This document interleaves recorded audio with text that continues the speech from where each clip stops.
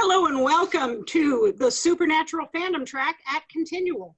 I'm your host, Gail Z. Martin, and today our guest is Lynn Zubernis. And Lynn is the author of many books on Supernatural, but today we're going to be talking about Supernatural Fangirls and Fandom at the Crossroads. Lynn, welcome. Thank you. Thank you. It's nice to be back to chat with you again here. Oh, it's wonderful to have you here. And Lynn, to start off, you've got a very interesting background which drives both of these books. Can you tell us a little bit about yourself and what led you to decide to write these two books? It is a little bit of a strange kind of journey. So I am a psychologist by profession. And at the time, way back when I started the research for these two books, I was working full-time actually as a clinician. I was the assistant director of a university counseling center. So I was a clinician working full-time as a psychologist. And then I fell in love with Supernatural and was sort of blown away by how absolutely head over heels I fell in love with Supernatural. So kind of my psychologist brain sort of kicked in, and I literally wanted to figure out what was going on with me. And really the bottom line was I wanted to figure out, is this okay? Have I lost my mind? Is this good? Is this bad? And the only thing I knew to do as a psychologist was to go to the research and try to figure it out. So that's what I did. And that was the way that the research started for these two books. They started out, my co-author, Kathy Larson, who's a professor, not a psychologist, she's an English professor, but we had both fallen in love with Supernatural together, and we were both kind of wondering whether we were still okay and whether this was okay. So we started out our research project together, and our original goal was to write a book that was kind of a hybrid book, sort of half academic book and half very accessible to fans, because we wanted it to kind of, kind of take issue with what we had found in some of the research, because a lot of it, the early research in the early 2000s on fandom was kind of pathologizing, we felt. And that didn't line up with our experience in fandom at all. So we wanted to write books to say, hey, that's not the whole story. We think fandom can be good and healthy and help with identity development and figuring out who you are and self-concept and all those things. So it really started out as a big research project. And I love that, well, in Supernatural Fangirls, just your whole narrative about attending the conventions and your experience as a fan at the conventions and all of those pieces just rang so true with me, having spent a couple of decades of my life at conventions. I could just really, I could really identify, I could see it, I've been there, I've done that. But I love how you can also pull back from that and kind of put your psychologist lens on or hat on and say, now what's really going on here? Let's kind of look at this from, a different lens perspective. Can you talk a little bit about that? Because that was not the easiest thing to do, being both at the same time. No, it wasn't easy at all. But so what happened was, as we started out on this research project, is we collected all this research and we also had all these experiences ourselves as fans. So we kind of had two big sort of, virtual filing cabinets of information, and then we didn't quite know how to put them together, and we thought we could make a completely hybrid book. And then we got an agent and tried to get a publisher, and the agent loved the idea and was totally down with it, but every publisher that she went to, they would sort of scratch their heads and say, well, wait, is this an academic book or is it a book for fans? And she would say, it's both. And they would say, you can't do that. So we had a terrible time finding anyone to publish the book. We finally decided to just go with an academic publisher, and that book turned into Fandom at the Crossroads, which is an academic book, but we were sort of so disappointed that it had to be just an academic book that we snuck in a whole bunch of fandom anecdotes anyway as a way of illustrating the academic things that we had found. But that one, you know, a little tiny publisher in the UK took a chance on us, and I don't even know if anybody would have ever read that book except Henry Jenkins, who's sort of the father of the whole field of fan studies, discovered the book and liked it and interviewed us for his blog and was a proponent of the book. So that way it sort of took off.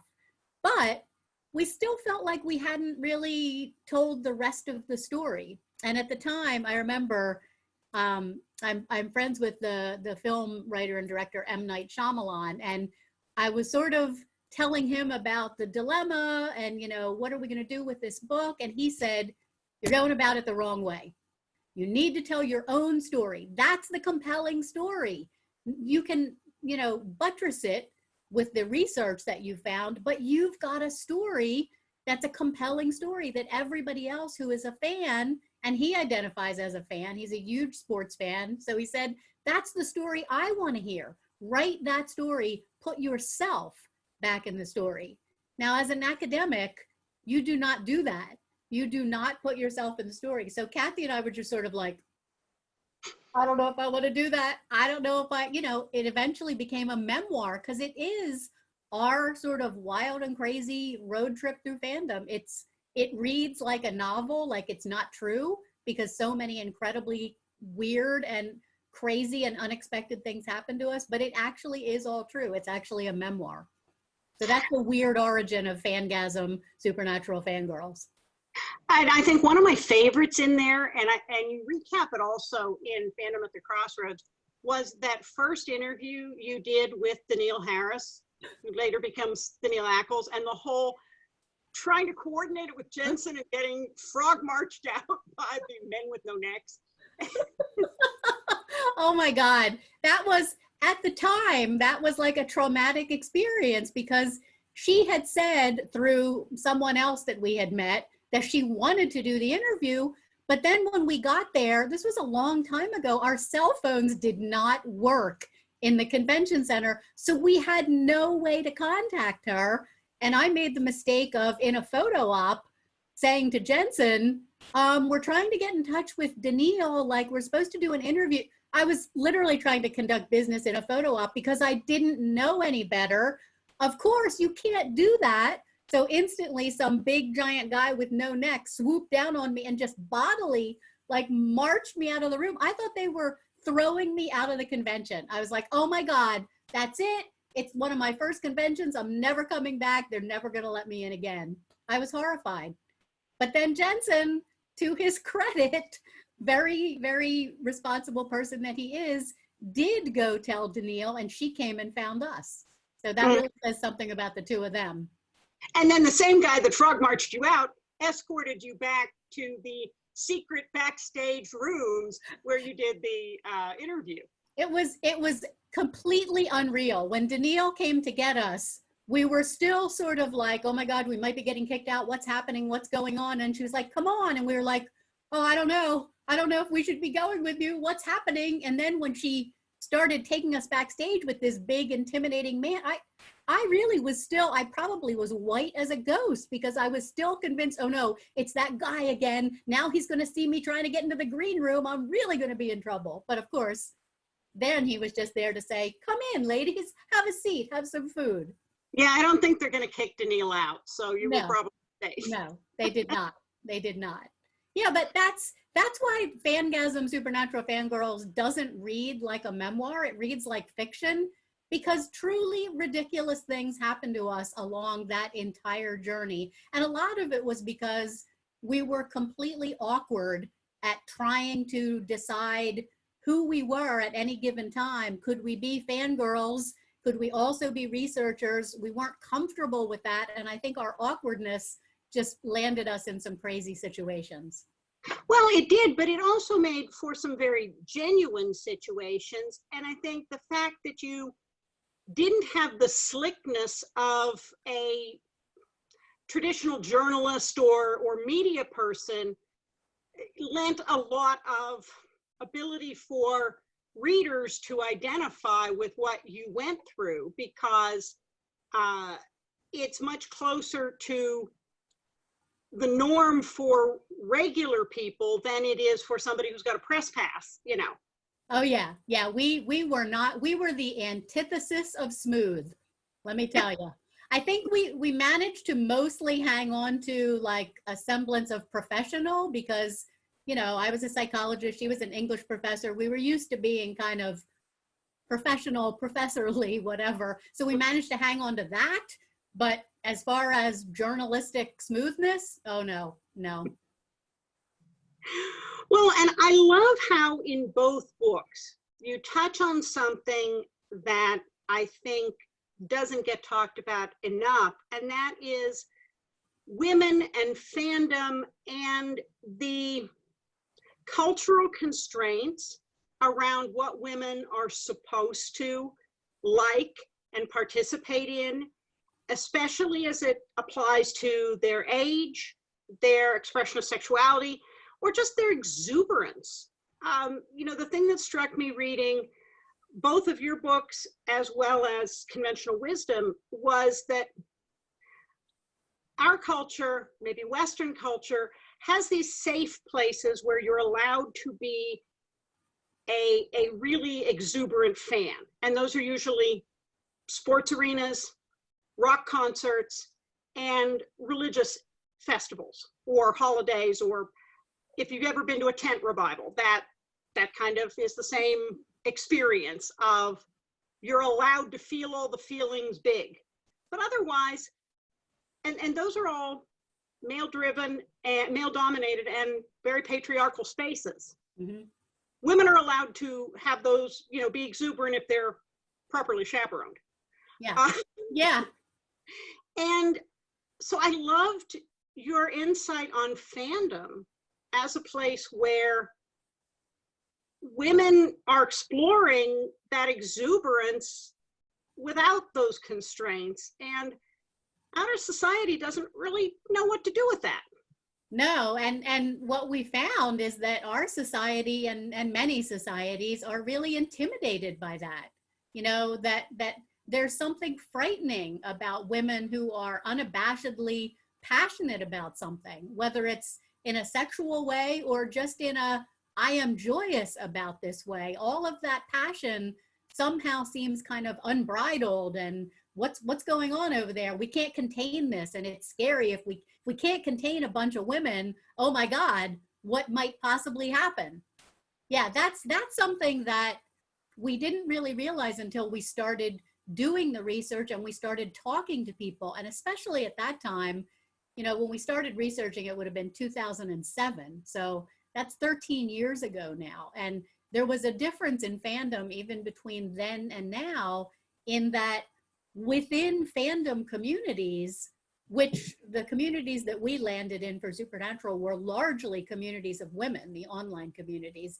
And the norms in those communities were be yourself, be real, be passionate, be sexual, be angry, be sad, be joyous, be whatever you are in a very real way. And for both Kathy and I, we were like, what is this? Like, nobody has ever invited me to be totally real in this way and then validated me when I was totally real. So we really found that life-changing. But it is something that, especially in the early days of fandom, there was a lot of probably some internalized shame and a lot of protectiveness around the fan communities, because we wanted to keep that the way it was. And we didn't want anybody from the outside sort of coming in and shutting that down. So there wasn't nearly as much reciprocity and as much interaction. And it was interesting because Supernatural was one of the fandoms that first started to change that and started to open up the lines of communication between fans and cast in kind of a tentative way. Well, and I love what you talk about in both books about powers that be, and how in many cases they don't really understand the fandom even as much as the cast understands it and some of the writers understand it. And that certainly rang true to me from a publishing standpoint, because big publishers, as a general rule, don't come to conventions.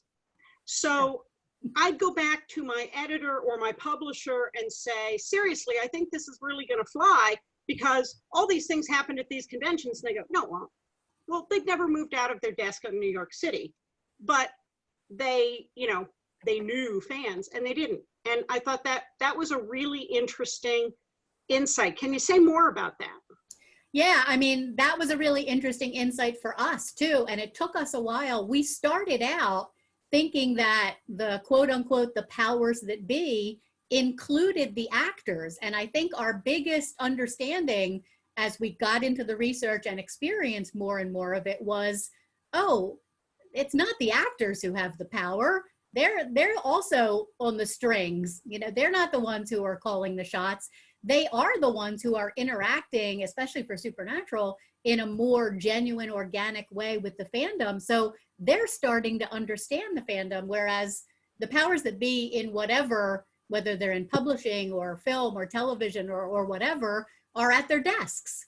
And even if they maybe take a field trip to a convention, they're not there in the same way to experience it as an insider. So they often don't understand. And it took us a while to realize, oh, the actors, they're not the powers that be. We had this all wrong. That's not what's happening. And that comes back in many ways to who controls the lens, the kind of male-dominated powers that be versus the largely female fandom in Supernatural's case. And that whole concept of fan shame and guilt, which I think is definitely something that needs to be talked about more. But please talk about that now, because I thought that was really one of the biggest takeaways from both books. Yeah. And I don't know that we were really expecting to find it. And, Fangasm especially is, because it's a memoir, it's a really personal journey that Kathy and I took that we then laid bare on the pages of a book for some ridiculous reason, because M. Night Shyamalan told us to. I don't know. I still don't know why we really did that. I'm glad we did, but it was very scary. But it was part of our own sort of process of discovery too, that we had to come to terms with the fact that we were also ashamed.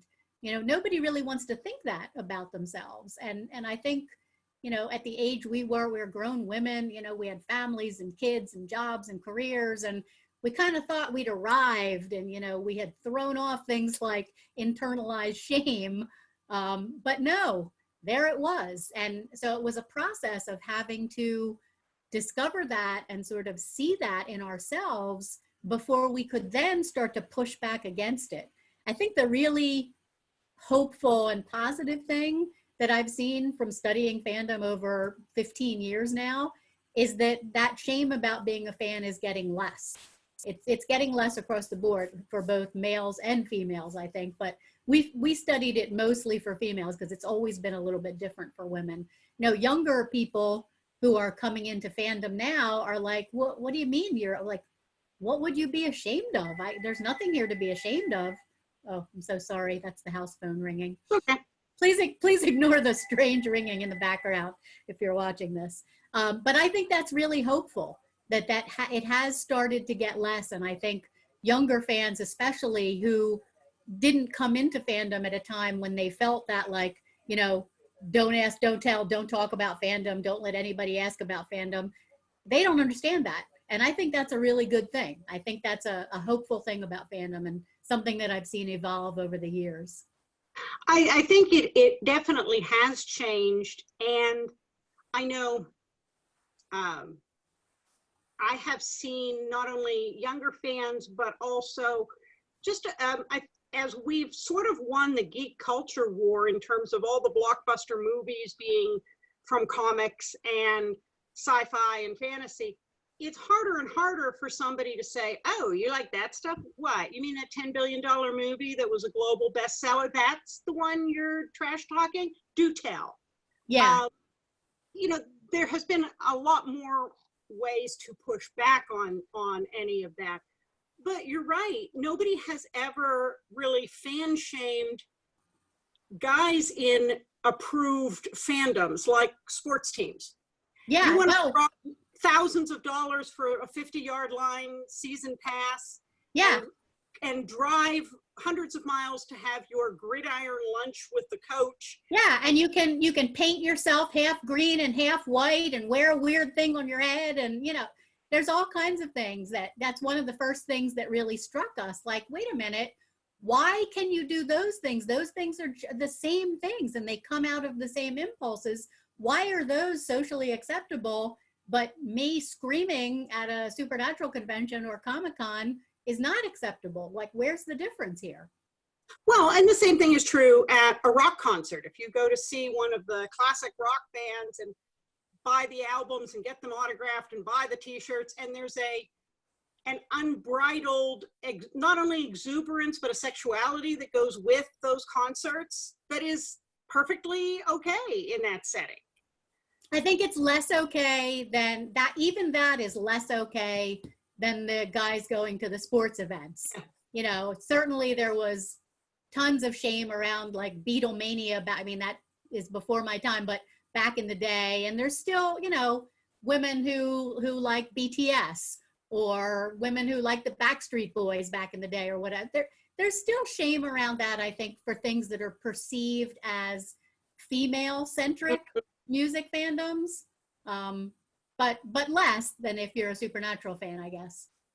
Yeah, and I thought that was a really powerful thing to point out, because you have to see something in order to decide to change it. If you aren't aware that it's there, then you can't consciously root it out in yourself and around you.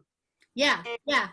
And that was part of the journey of being Kathy, and we fought it for a while. Like, we didn't want to think that we had this shame, and we eventually had to realize that we did. And then we had some interesting interpersonal dynamics, because we sort of, our trajectories in terms of fandom and identity as a fan kind of diverged a little. So there's a lot of drama in Fangasm Supernatural Fangirls, and that's all true too. Well, and I think in terms of people owning their fandom roots, when I got started as a published author, which was close to 15 years ago, it wasn't something that you said out loud at a convention that, hi, I'm up here with this New York published book, but back in high school and college, I wrote a lot of fan fiction, and that's really where I learned to write and learned to entertain people, and that's where I got my start. It wasn't until years later that it felt safe to come out and say that. And I know one time I was on a panel about Star Wars, and I fessed up that the first book-length project I ever completed was a Star Wars fan fiction novel. And then I realized I was sitting on the panel in between Timothy Zahn and Michael Stackpole.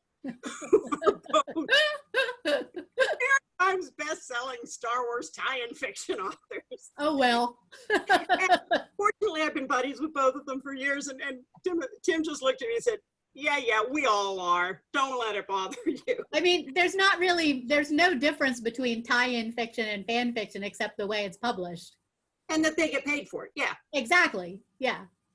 Well, and it is more managed by the powers that be, who have the ultimate say on the stories. Yeah, that's the trade-off.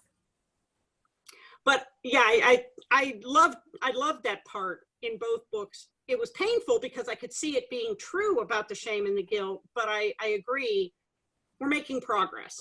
Which is one. No, I mean, we've now heard so many, best-selling authors say, oh yeah, I got my start writing fan fiction. It's become almost like a truism. I still think people who are not sort of savvy about fandom at all retain this. You still see mainstream articles sometimes that refer to something that's poorly written as fan fiction, as though that's an equivalent statement, whereas really some of the best writing I've seen in my entire life has been fan fiction. So I think there's still a little stigma around it, but it's way better than it was. Well, to be honest, literary fiction views all genre fiction with ends of suspicion.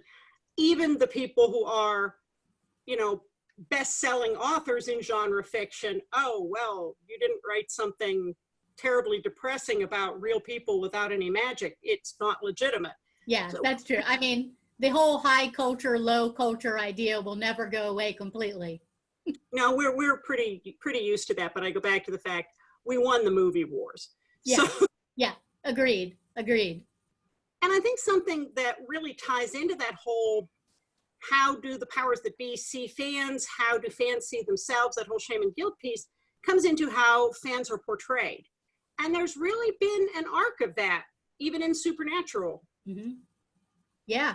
Oh yeah, absolutely. I mean, it was an interesting arc too, because it didn't necessarily kind of start down low and then go high. It's sort of been like that, because I actually loved Eric Kripke's depiction of fans. I know not everybody loved Becky Rosen as the fangirl, and I don't think it was perfection by any means, but it was so clear that it came out of a place of affection and understanding for Eric Kripke, that I loved it. And maybe it was easier for me to see it that way because at the time he contributed to these two books that we're talking about tonight. So I had a lot of conversation with him about fans and about the show. So I really knew what kind of a fanboy he was and how he really wasn't stigmatizing it. So I think for me, it hit up here and I really liked it.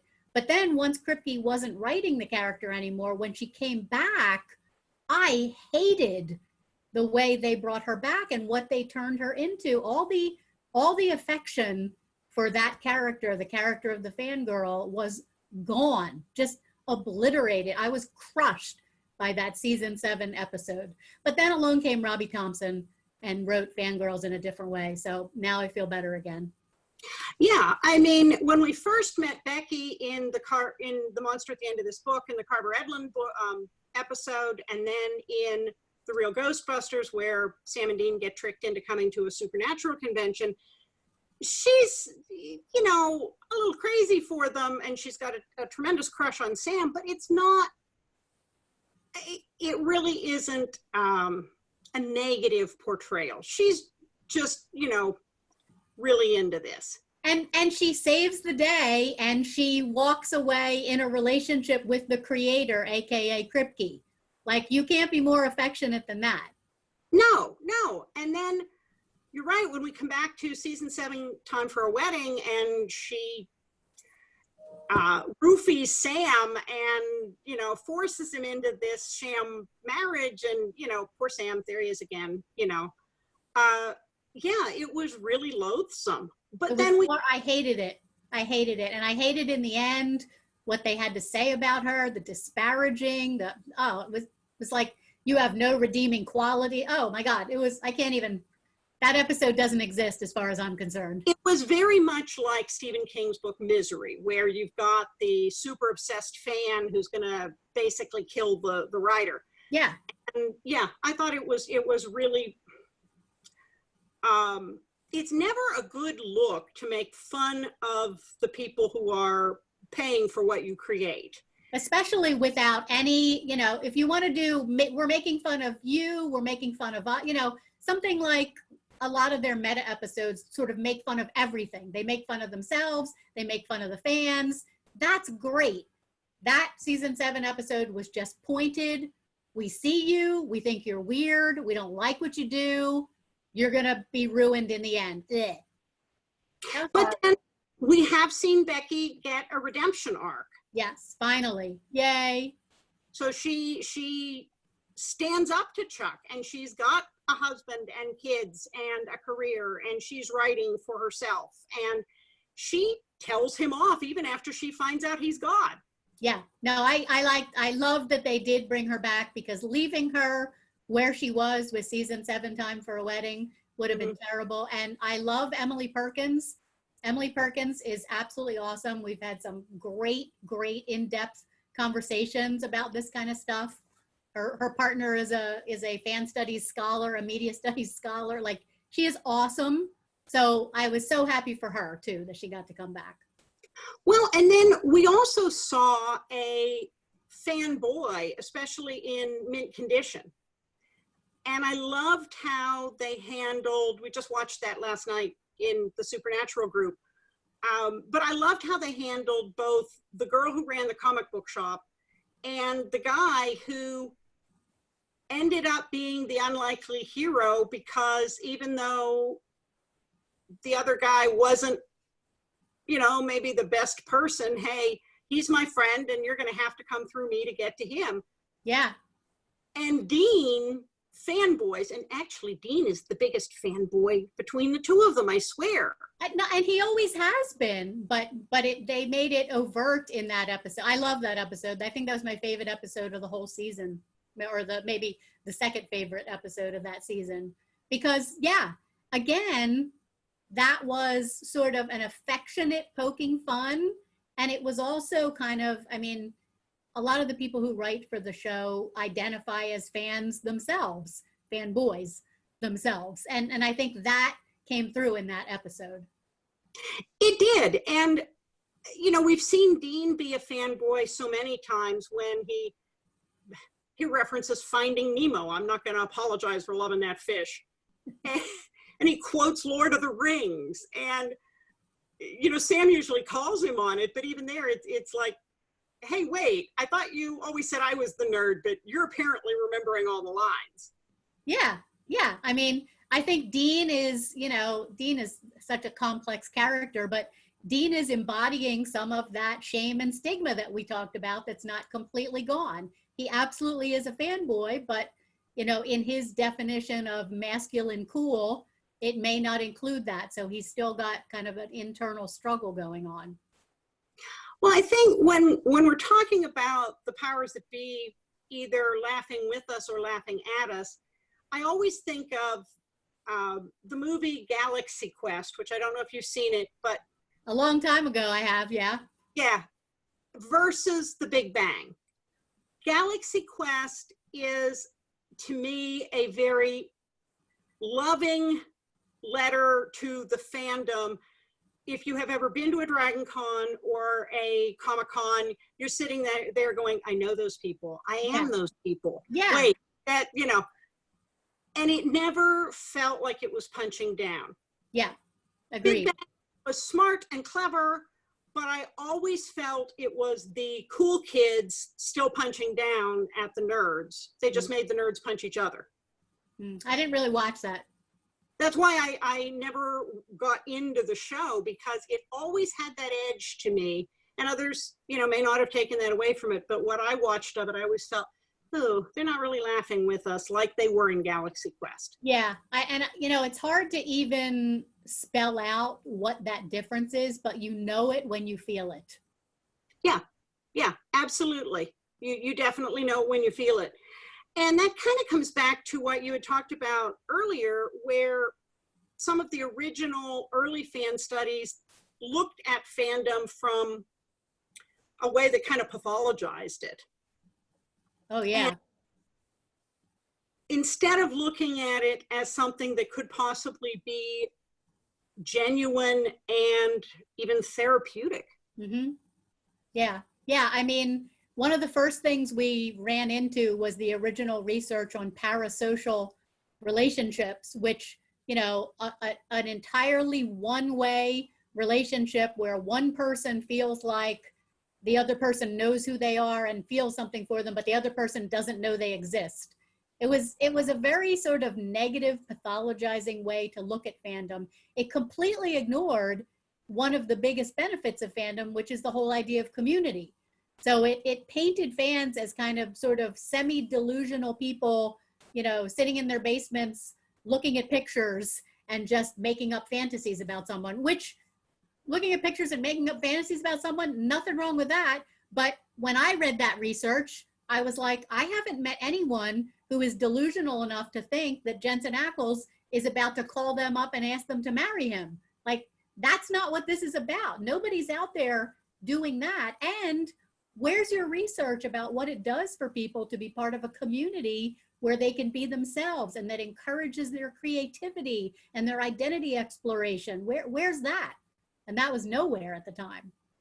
Well, I think the other thing that it also completely overlooks is that outside of those huge conventions like New York and San Diego Comic-Con, where there's a very definite line between the attendees and the guests, when you get to the regional genre conventions, and these were going long before Supernatural conventions started, they are smaller, they are by design much more intimate, and people who have been attending those as fans and as professionals over the years do get to know each other.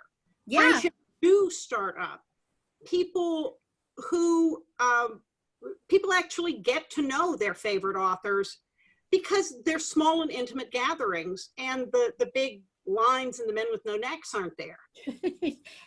And even, I mean, even with Supernatural, certainly if you go to a Supernatural convention, there is definitely a line, there is definitely a hierarchy, there are definitely security people and rules and regulations, etc. But that said, Supernatural especially has held conventions so often, those actors absolutely know the fans who they see again and again and again. They know them by name. They know their family circumstances. They remember them. They ask what they relate human to human. So even by that sort of that strict definition of the parasocial relationship, even that doesn't hold up. It doesn't mean that they're our best friends. You know, I haven't met many people delusional enough to think that either. But is there a recognition and a mutual respect and a human to human appreciation? Yeah, there is. Yeah, and again, I think that comes from people who either observed as outsiders or did not observe the totality of fandom, or did not observe from inside to understand what they were really talking about. Yeah, it's one of the reasons why in both Fandom at the Crossroads and especially in Fangasm, Supernatural Fangirls, throughout both those books there are hundreds of pages of interviews, because a lot of our research was talking to fans and then talking to actors. And we wanted to talk to actors, not just fans, because we did want to know what's it like on the other side. Like, what fans are worried that people on the other side are like wanting to run away from them and thinking they're weirdos. What are those people really thinking? So that's why every time we did an interview with Jared or Jensen or Misha or Chad or whoever it was, one of the things we asked was, so do you identify as a fan? And if so, talk about that. And B, what do you think of this phenomenon of you being a celebrity and having fans? How do you see fans? Because that's a great way to get rid of stigma, is hearing in somebody's own words about how they feel. So we were trying to attack that fan shame by kind of bringing it out in the open and saying, you know, these people who you're fanning don't think you should be ashamed. Like, they don't think there's anything weird about this. So maybe we shouldn't be so ashamed either. I thought it was really funny. I was watching Peter Capaldi, who is not the most recent Doctor Who, but the previous one. He was on a talk show, and the host pulled out this book about Doctor Who fandom. Of course, that show has been going on for over 50 years. And there was a letter that was written back in the late 70s in the Doctor Who fan club, official fan club. And it said something about, we really have to do something about Peter C. He's just so annoying. Oh. And it was because he had been such an exuberant fanboy at the time. And of course, he grew up to be then one of the official doctors. But oh my God, that's so funny. And watching Capaldi on the guest couch, he's a very tall, thin man. He literally put his hands over his face, brought his knees up to his chest on this couch going, oh, no, you're not going to read that letter. Oh my God, that's so awesome. I love that. I love that. Yeah. And look, he grew up to be, the doctor. So there. I mean, many of the people who are making the media, Steven Spielberg and M. Night Shyamalan and George Lucas and like Eric Kripke, like these people are fans. They started out as fans. So yeah, they get it. So I love Jared Padalecki's chapter in Family Don't End with Blood. I know we're not talking about that book, but one of the things that makes his chapter in that book so powerful is he takes you through his own history as a fanboy. So by the time you get to the end of his chapter, there's no doubt in your mind, oh, he gets it. He has been right there where I am. If I'm feeling nervous about being in a photo op with Jared Padalecki has been right there with other people that he fans. Yeah, and that is a wonderful commonality because there's just a joy in being a fan. Yeah. That I feel very sorry for people who haven't experienced it. Oh, yeah, man, me too. I mean, talk about life-changing in so many ways. I will be forever grateful to Supernatural for making me fall so hard that I changed the entire trajectory of my life. I started out saying where I was working, so I left my position at the counseling center and got a job as a professor because I wanted to do this research kind of full-time along with teaching. So big change in my life. Well, and you've heard me talk about how I went down the rabbit hole hard for Supernatural, started reading the fan fiction again, which is something I had gotten away from reading. Not only read the case fan fiction, but also the slash. Decided that I really enjoyed that and ended up launching a whole new pen name with the Morgan Bryce urban fantasy male paranormal romance, which again changed my life and my publishing career.